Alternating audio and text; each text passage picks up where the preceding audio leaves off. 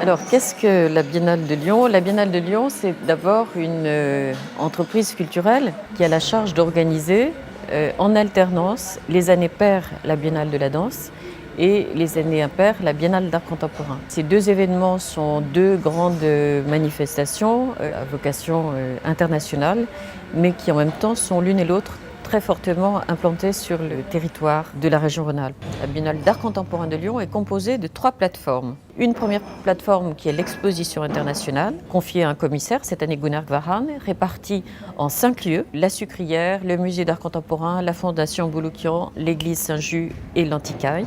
Plus une deuxième plateforme qui s'appelle Veduta, qui est en fait un projet amateur et destiné aux amateurs. C'est ce que font les artistes en direction du public amateur réparti dans l'ensemble de l'agglomération lyonnaise. Et la troisième plateforme s'appelle Résonance, en résonance avec la Biennale de Lyon, et rassemble l'ensemble des acteurs locaux qui travaillent dans le domaine des arts plastiques et qui proposent chacun un projet dans la temporalité de la Biennale, projets qui sont communiqués globalement à l'intérieur d'un même guide et d'un même site internet. Donc c'est à la fois une mise en mouvement du territoire et un coup de projecteur donné sur les acteurs du territoire. Des galeries, les collectifs d'artistes, les écoles des beaux-arts, les écoles d'architecture, d'autres institutions culturelles.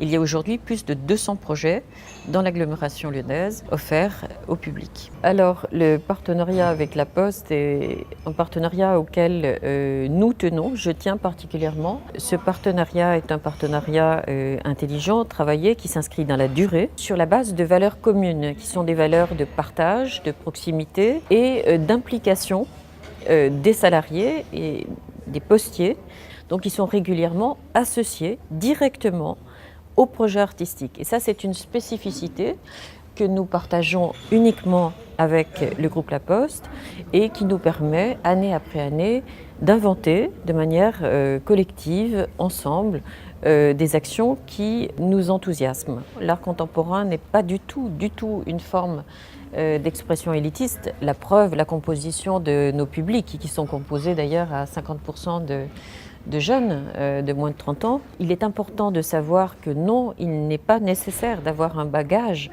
important en histoire de l'art pour pouvoir goûter ces manifestations. L'art s'adresse uniquement à des gens sensibles et curieux, quel que soit leur bagage culturel.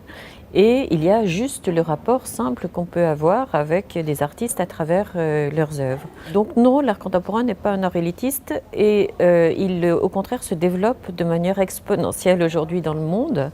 Je vous proposerai une phrase qui est pour moi la plus belle définition de l'art, qui est la définition de Filiou, qui explique que l'art est ce qui rend la vie plus intéressante que l'art. Pourquoi? Parce qu'à force de voir de l'art, de voir et de voir et de voir et de voir, eh bien vous regardez le monde différemment.